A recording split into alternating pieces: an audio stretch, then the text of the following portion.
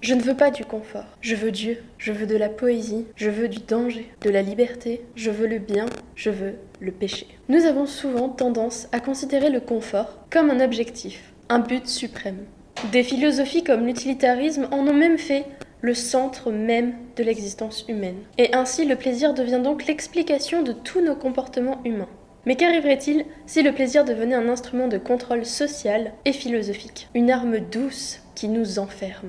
C'est l'idée glaçante explorée dans le roman Le meilleur des mondes d'Aldous Huxley, un incontournable du XXe siècle, souvent classé parmi les 10 meilleurs livres de son époque. Approché sous un certain angle, ce livre révèle une profondeur philosophique unique, rarement atteinte dans d'autres œuvres dystopiques. Là où les autres fictions totalitaires vont dénoncer la souffrance et la répression, Le meilleur des mondes va nous présenter une société où les individus vivent dans un hédonisme permanent, dénué de toute douleur, mais dénué aussi de toute connexion émotionnelle ou philosophique.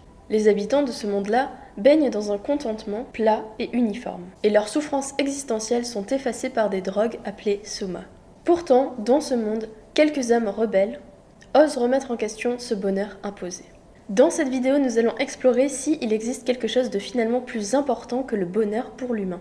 Comment la gratitude peut devenir une perversion et à quel point nous nous approchons dangereusement des personnages endormis d'Aldous Huxley. Bien sûr, ceci reste mon interprétation. Il en existe bien d'autres, mais je ne pourrai pas toutes les couvrir ici. Nous allons explorer en profondeur les thèmes soulevés dans le roman, en particulier la nature du bonheur, la liberté et les limites de la satisfaction imposée par l'État. Est-il possible de sacrifier la liberté pour notre sécurité tout en restant humain?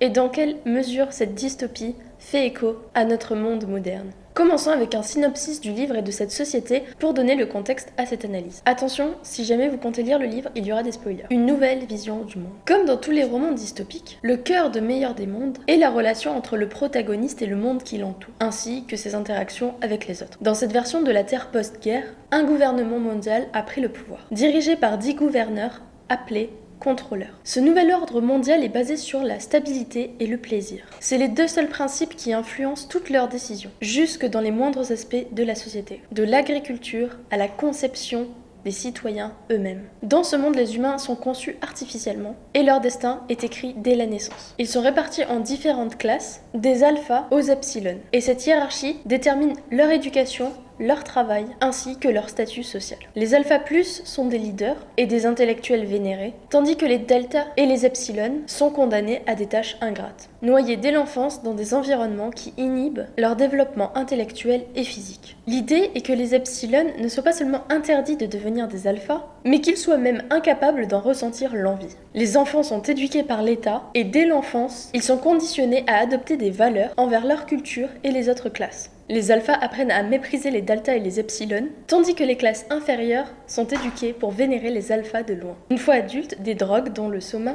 sont à leur disposition pour éliminer toute négativité, et ainsi rétablir leur contentement qui est censé être l'état normal de l'humain. L'histoire va suivre les personnages de Lénina, Bernard et Helmholtz Watson, qui vont faire la rencontre de John le Sauvage, un homme né en dehors de l'État. Lors d'une excursion dans une réserve sauvage, l'un des rares territoires non conquis par le gouvernement mondial, Bernard va faire la rencontre de John et de sa mère Linda, une ancienne citoyenne qui a été oubliée dans cette réserve. Curieux de cette civilisation qui l'a toujours fasciné de loin, John accepte de suivre Bernard. John, avec ses connaissances en Shakespeare, va profondément fasciner Helmholtz. C'est un homme qui est en quête de l'art authentique dans ce monde où c'est interdit. Il se demande à quoi ça a bien pu ressembler, à quoi ça pourrait ressembler. Quant à Lénina, elle est attirée par John. Mais ce dernier, élevé dans un monde où le sexe n'a pas la même légèreté qu'il ne l'a dans le monde actuel dirigé par les contrôleurs, se sent submergé par l'audace des avances de Lénina.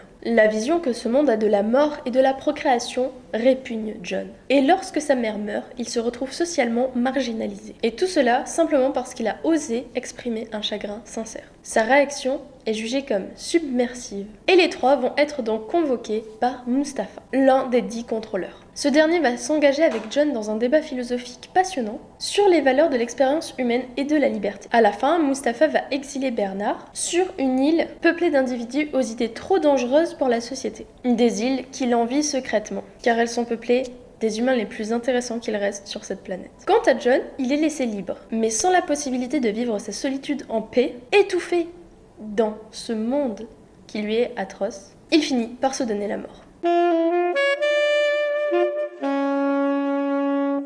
Le philosophe allemand Schopenhauer a vécu la plus grande partie de sa vie dans la solitude, et sa philosophie aura trouvé peu d'admirateurs jusqu'à la fin de son existence. Selon lui, cette solitude était pourtant un bien, car c'est uniquement dans cet espace que l'on peut réellement être nous-mêmes.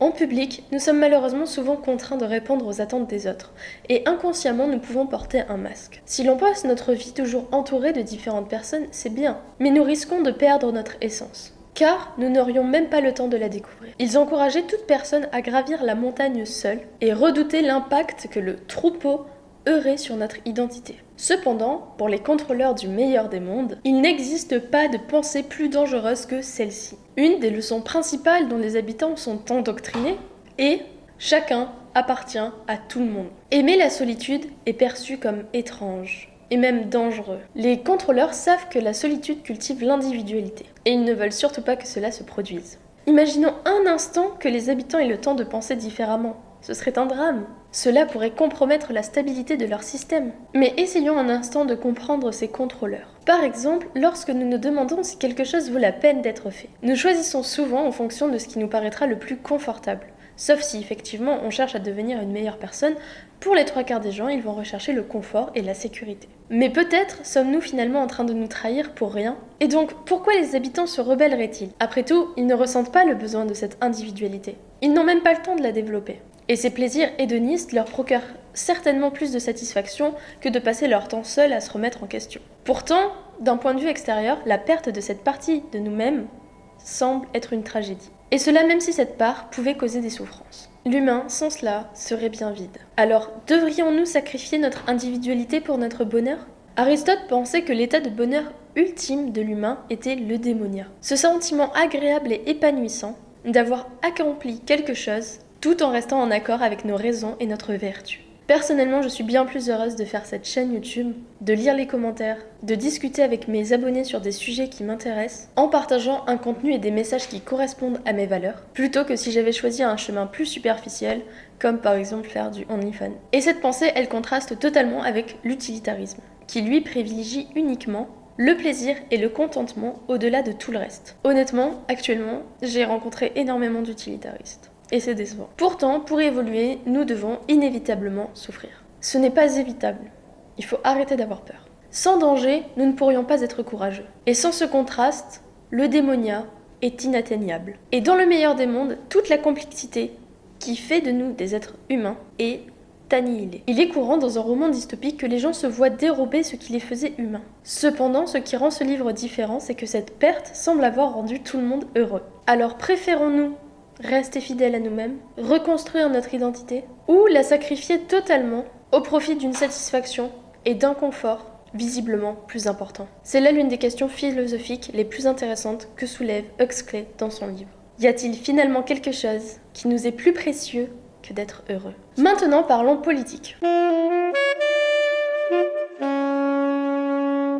Dans la République de Platon, le philosophe aspire à une société stable et juste, divisée en 3 classes. Les producteurs, représentés par la classe bronze, les gardiens, symbolisés par la classe argent, et les rois philosophes qui incarnent la classe d'or. Évidemment, Platon souhaitait que chacun soit très heureux d'être à sa place. Et dans le meilleur des mondes, chaque classe est éduquée, dès la naissance, à aimer son statut. Rappelez-vous, il n'y a pas de famille, le concept de père et de mère n'existe plus.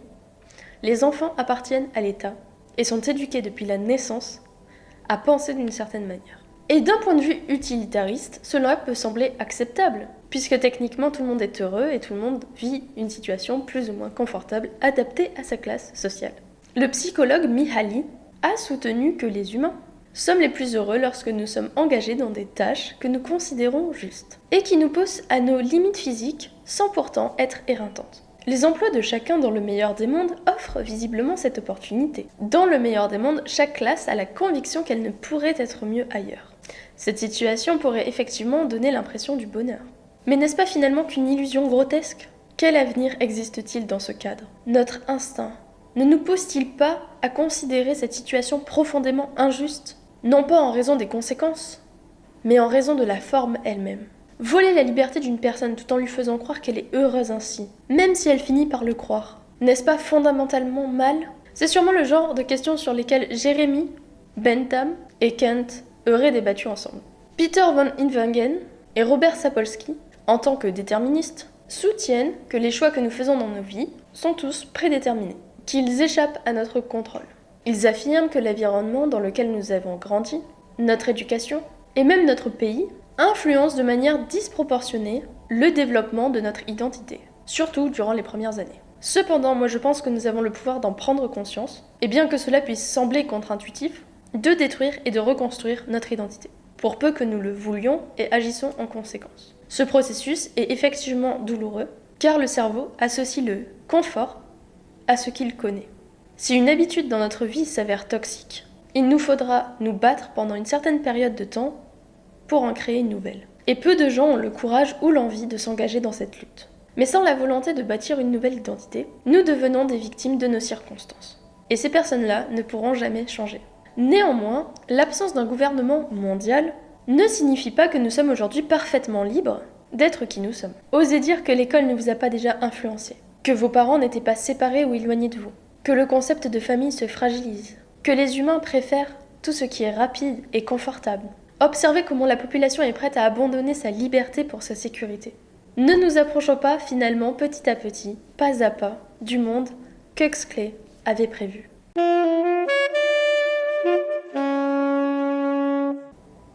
L'un des seuls livres accessibles à John lorsqu'il était dans la réserve sauvage, c'était Œuvre complète de Shakespeare.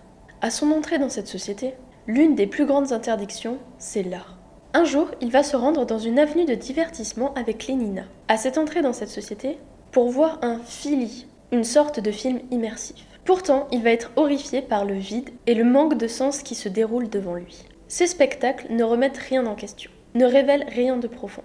Ils n'encouragent ni la réflexion, ni l'expression des émotions. Cette frustration par rapport à l'art est également partagée par Helmholtz, qui désire désespérément créer. Mais il est incapable de générer quelque chose avec une réelle profondeur. Lorsqu'il découvre le travail de Shakespeare au travers de John, il est abasourdi par la créativité de cette œuvre. Cependant, sa programmation dès sa naissance a été si efficace qu'il ne peut pas pleinement comprendre cette créativité.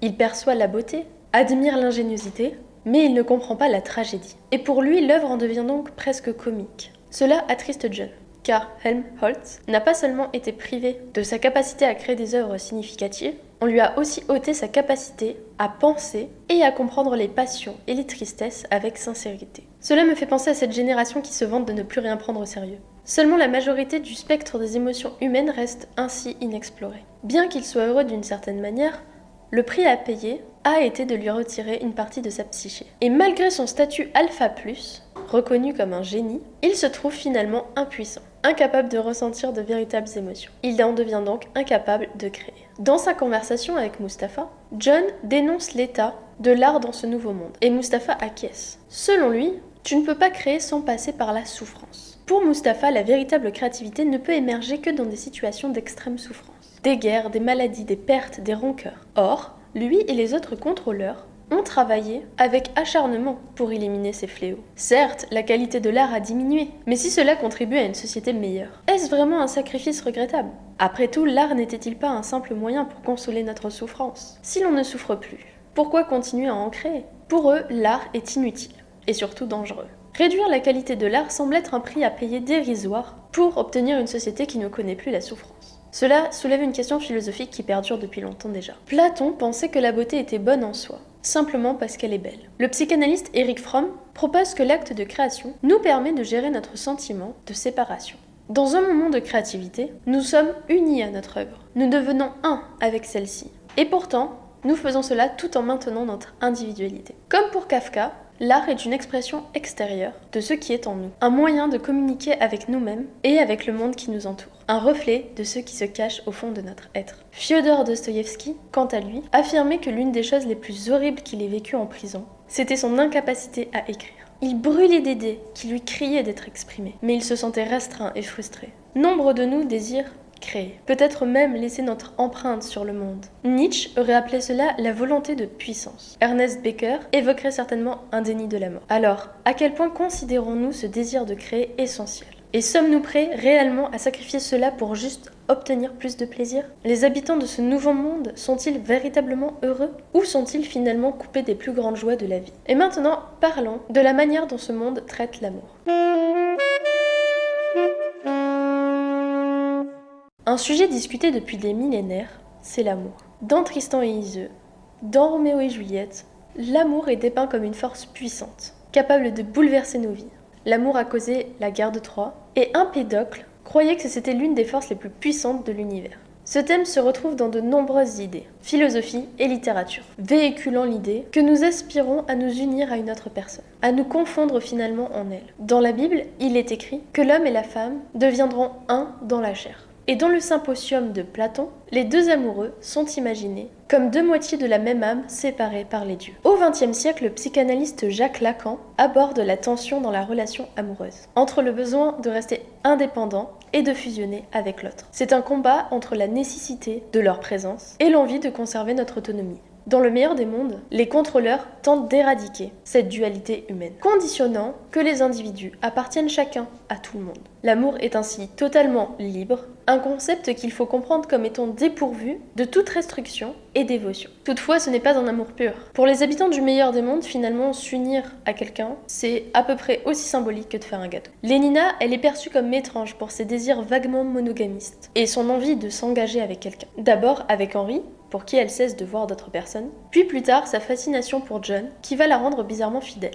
Et ses amis trouvent cela bizarre. Pour eux, faire l'amour n'est pas quelque chose que l'on doit partager avec quelqu'un qu'on aime. C'est simplement de la récréation. La maternité elle-même est devenue comme vulgaire. Tout le monde est devenu un objet consumable pour autrui. Dans cette soi-disant liberté, la connexion humaine a été remplacée par la consommation. Les individus sont devenus incapables de nouer des liens sincères avec les autres. Et sans cette capacité à aimer, on ne peut pas comprendre le véritable sens de l'amour ou de l'amitié. Donner de son temps, de son affection, de son attention, simplement par amour pour quelqu'un d'autre, sans même attendre quelque chose en retour, est devenu une simple transaction, plaisir pour plaisir. Le bonheur d'avoir quelqu'un qui te comprend fondamentalement, qui partage ta vie et qui t'aime même avec tes défauts, qui sera là pour toi quoi qu'il t'arrive, tout cela disparaît. Les romances silencieuses, les longues discussions, les séductions, les déclarations, le dévouement, tout cela est éradiqué. Pour Aristote, l'amour sincère représentait l'une des connexions les plus puissantes que l'on pouvait ressentir dans sa vie. Pourtant, dans le meilleur des mondes, les gens sont perpétuellement coupés de sentiments. Cette privation est insidieuse. Ils ne sont pas forcés d'abandonner leur amour sous peine de mort, mais sont conditionnés dès la naissance. Avoir un goût pour l'amour est une marque d'excentricité. Et je ne peux m'empêcher de comparer cela à ce que j'observe régulièrement.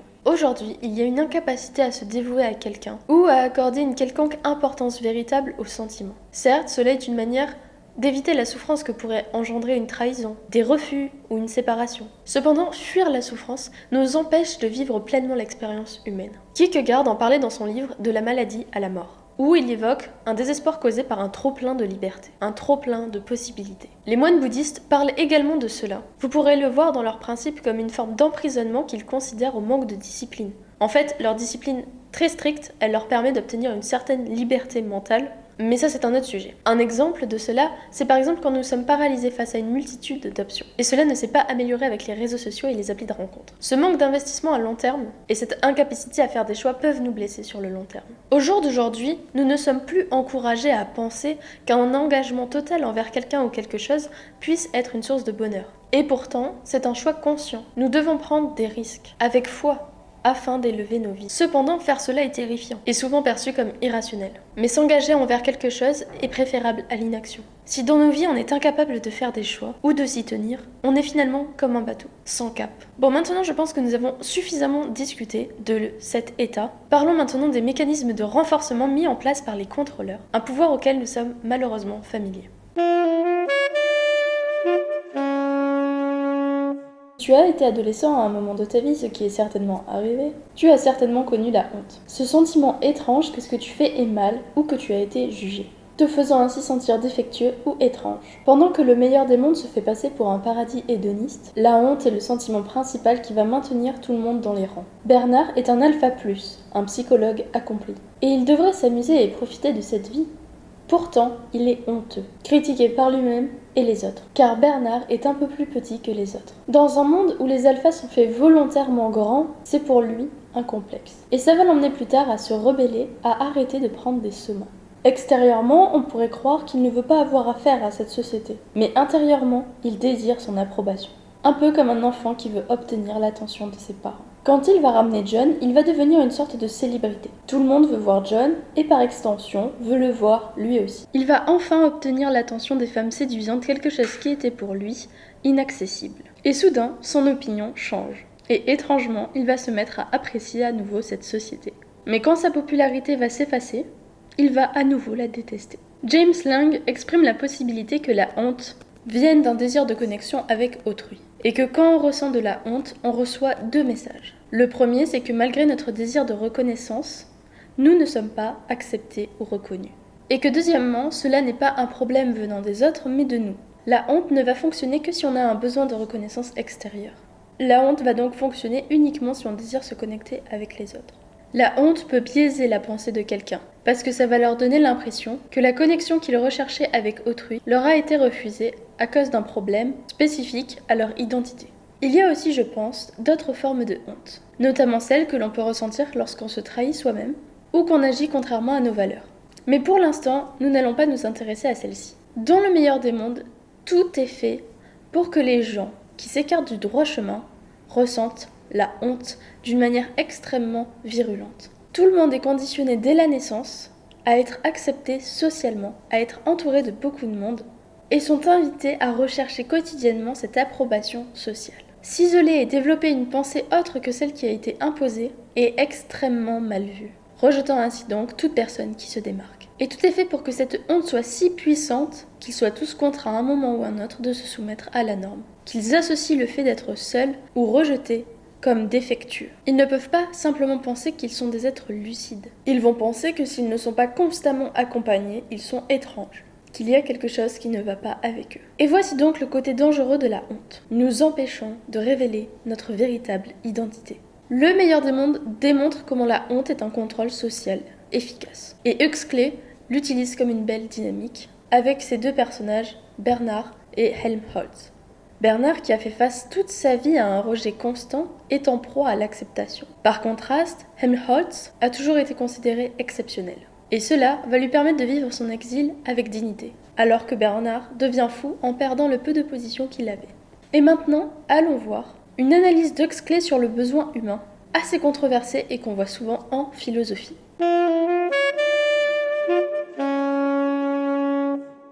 Dans l'entièreté de la Bible, nous pouvons déceler des testaments de sacrifice. Dans l'un des principaux, le Christ qui meurt sur la croix pour la rémission de nos péchés. Mais on voit aussi les apôtres abandonner leurs possessions ainsi que leur quotidien pour suivre Jésus.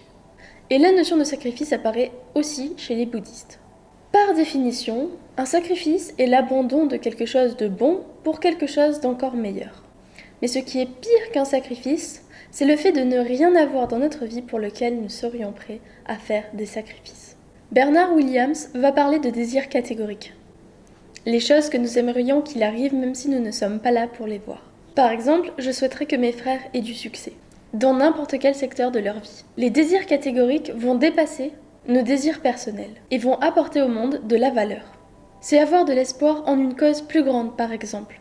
Et selon Williams, ces désirs sont en grande partie ce qui va donner du sens à nos vies et empêchent de réduire nos existences à un simple instant égoïste et vil. Ça nous permet de donner de l'importance aux choses pour ce qu'elles sont et pas ce qu'elles nous apportent. Et la valeur de cette idée est intimement liée à la notion de sacrifice. Sans cela, nous n'aurions aucune raison de nous soucier de quoi que ce soit au-delà de notre propre personne. Pensez à des parents qui seraient prêts à se sacrifier pour leurs enfants, et cela sans ressentiment. Et ce genre de sacrifice peut se faire à plus petite échelle. Refuser de sortir par exemple pour avoir le temps de monter une vidéo. Partager son plat, partager un jouet par exemple. Jusqu'à des actes beaucoup plus grands. Et cela peut rendre le donneur et le receveur heureux. Jésus, Bouddha, Nietzsche, Dostoïevski et Aristote se rejoindraient sur ce sujet. Donc il est au moins intéressant à considérer. Et dans le meilleur des mondes, évidemment, personne ne peut se sacrifier et de toute façon ils n'ont rien à sacrifier. Ils suivent simplement leur plaisir momentané. John, par exemple, est attiré par Lénina, comme elle est attirée par lui. Mais il ne veut pas s'unir à elle avant d'avoir créé un lien réel, avant d'avoir fait les choses correctement. Et cela ne fait pas sens pour Lénina. Mais pour John, c'est le but même, c'est tout l'intérêt de la chose. Il démontre sa capacité à sacrifier un plaisir momentané pour un bien plus grand. C'est facile à dire qu'on serait capable de mourir pour une cause, de souffrir pour elle. Mais avant que ce soit vraiment le cas, notre vantardise martyre ne vaut pas grand-chose. Notre capacité à nous sacrifier pour une cause plus grande, ou pour quelqu'un d'autre, selon Schopenhauer, c'est ce qui nous démarque en tant que personne éthique. C'est l'emblème même de ce qui représente une bonne personne. Mais les contrôleurs du meilleur des mondes ont retiré la possibilité de se sacrifier. Si quelqu'un est malheureux, il se drogue. Et en retirant les habitants de cette possibilité, ils ont enlevé une partie de leur vie qui aurait pu être épanouissante. Le droit d'être malheureux. Dans la discussion de John et Mustapha, ils vont parler de l'importance du plaisir. Mustapha veut maximiser le bonheur et réduire la douleur. Et cela peut paraître noble. Ils ont pour cela des approches philosophiques questionnables. En premier, le fait même que tous les plaisirs sont égaux. Et l'utilitarisme, au début, il ne parlait que du plaisir et rien d'autre. Il fut cependant accusé d'être bien trop simpliste. John, lui, fait des distinctions entre les différents plaisirs de la vie. John veut le droit d'être malheureux. Il veut vivre l'expérience humaine pleinement et trouve cela plus important que de simplement être heureux. Selon John, il y a un plaisir à trouver dans les hauts et les bas de l'existence. Tu peux plonger dans la misère comme être enthousiaste à ne plus savoir quoi en faire.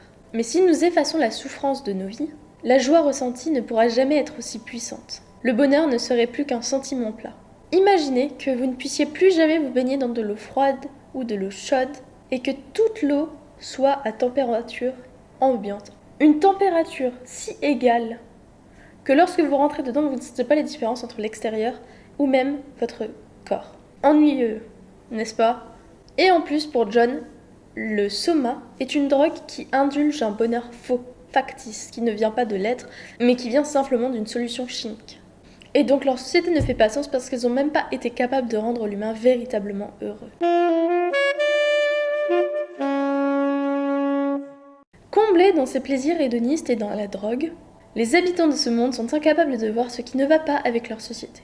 Coupés de leur passé, de leur histoire et de toute forme d'art, ou même d'éducation extérieure à l'État, les rend donc incapables de seulement remettre en question leur situation. À un niveau personnel, ça nous encourage à découvrir consciemment qu'est-ce que nous considérons important. Les habitants ne sont encouragés qu'à consommer et à prendre du plaisir. Mais nous avons encore la chance de pouvoir faire un choix, de pouvoir y réfléchir. Alors qu'est-ce qui a vraiment du sens pour nous? Il faut trouver plus important que du plaisir à court terme. Est-ce que nous préférons les hauts et les bas d'une vie plus extrême ou un placide contentement linéaire et faux? Et socialement, nous pouvons réfléchir à quel moment le plaisir devient un outil pour nous distraire d'un but ou d'une question qui pourrait être réellement important pour nous. Les penseurs comme le poète romain Juvénal et même Machiavel nous ont prévenus. Les dirigeants peuvent utiliser des techniques de diversion pour contourner ou dissimuler certains enjeux. Huxley nous rappelle pour sa part que ce qui nous procure un plaisir immédiat n'est pas forcément bon en soi. Les distractions et les plaisirs court terme, bien qu'agréables, n'en sont pas moins une forme de diversion, voire une nuisance. Sur un plan philosophique, nous pouvons alors nous interroger. Quelles sont les choses dans la vie qui nous sont plus importantes que le plaisir? Et comment elles influencent notre système éthique? Au-delà de cela, quels sont les plaisirs qui sont finalement vides? Et existe-t-il des plaisirs moralement plus significatifs que d'autres? La liberté, l'expression, l'individualité, sont-elles finalement plus importantes que le bonheur? Et toutes ces questions mènent à une seule véritable question. Comment vivre une vie véritablement épanouissante? Merci d'avoir regardé cette vidéo. N'hésitez pas à partager vos réflexions et questions en commentaire, je les lirai tous. J'ai également un PDF gratuit sur comment écrire un livre captivant, un livre gratuit que j'ai écrit en un mois et publié sur Wattpad. Et je suis en train de travailler sur 2 autres projets qui, eux, seront publiés directement sur Amazon. Si jamais vous avez un livre que vous voulez écrire, vous pouvez me contacter. Je remercie toutes les personnes qui se sont abonnées à ma chaîne, c'est vraiment top. Avec cette vidéo, elle a été assez longue, j'ai pris beaucoup de temps pour la faire et j'ai exprimé pas mal d'idées qui me tenaient à cœur. J'espère donc que vous l'aurez regardée jusqu'au bout. Et si vous êtes là, merci beaucoup.